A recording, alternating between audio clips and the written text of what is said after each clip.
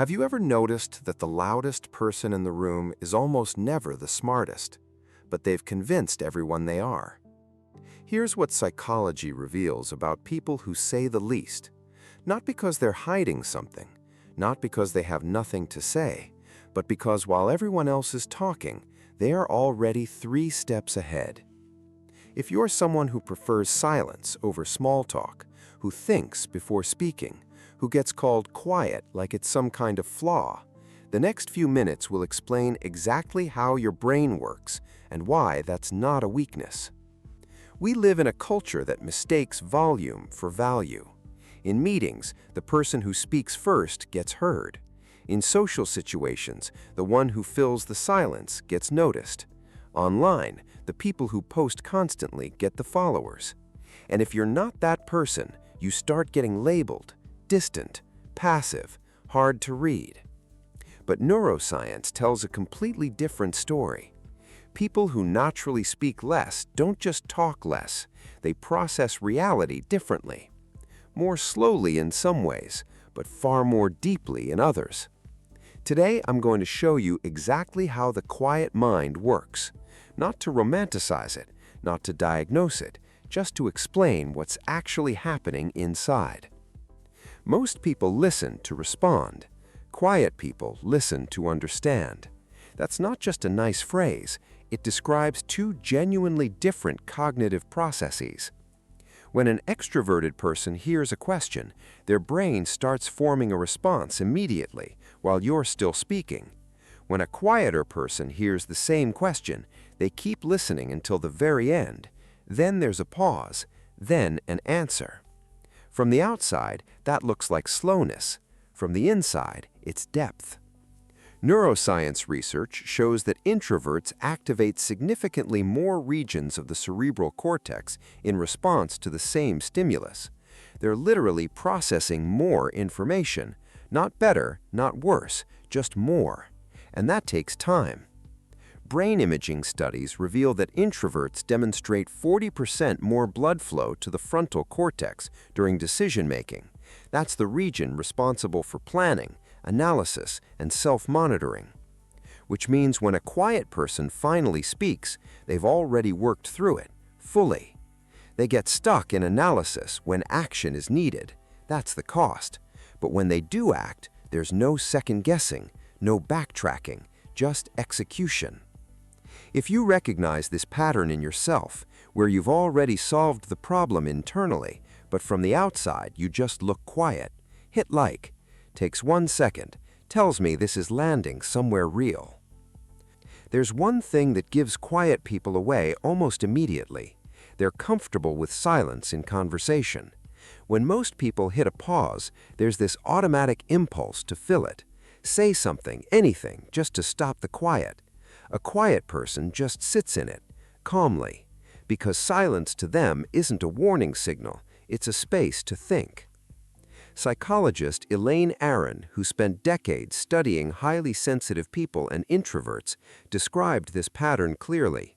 They don't just process the words being said, they process the context, the tone, the history of the relationship, the emotional undercurrent, all of it simultaneously. That's cognitively expensive, which is why they need more time to respond, and why they often choose to say nothing at all rather than say something they're not sure of. You know what that means in practice? When a quiet person does speak, it's worth hearing. Here's what anthropologists discovered studying hunter-gatherer societies. The loudest person rarely survived longest. The observant one did. While the extrovert was announcing his presence to predators and prey alike, the quiet hunter was reading wind patterns, tracking subtle movements, calculating risk in silence. That's not a metaphor. That's 300,000 years of selection pressure. Your brain wasn't designed for networking events and team meetings.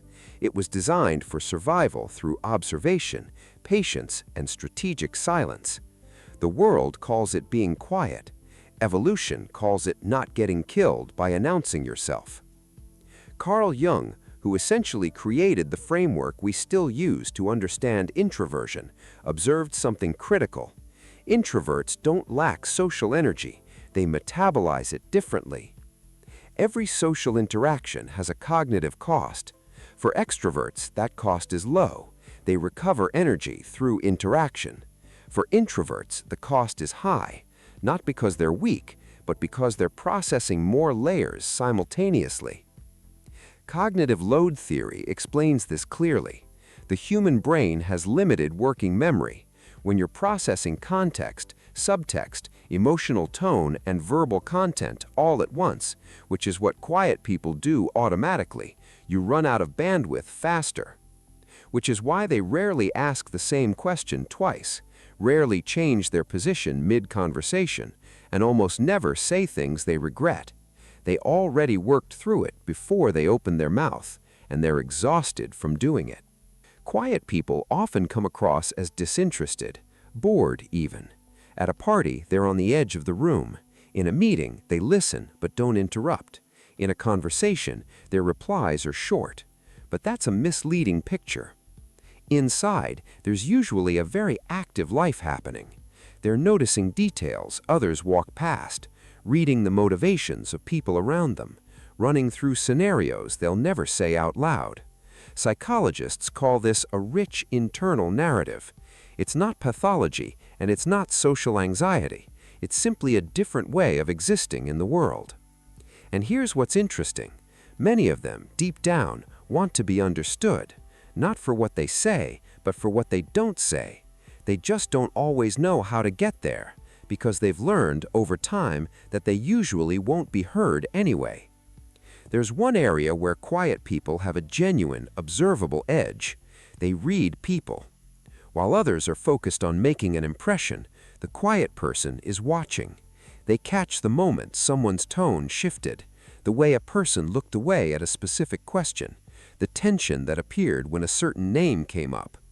This isn't intuition in some mystical sense. It's just freed up attention. When you're not spending cognitive resources on producing speech, you have more available for observation. Studies on social perception consistently show that people who speak less in group settings demonstrate higher accuracy in reading the emotional states of others. They're sometimes called quiet readers of the room. And it's why quiet people often become the ones people confide in, not because they seem trustworthy on the surface, but because people sense, almost instinctively, that this person actually sees them. They catch what you're trying to hide, and they almost never tell you they noticed. I want to say something that doesn't come up enough often.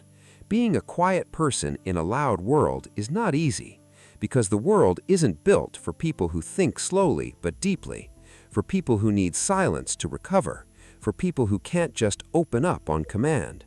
They get told regularly, "You're too closed off, you need to be more outgoing, you come across as cold." Corporate culture treats silence like a character flaw.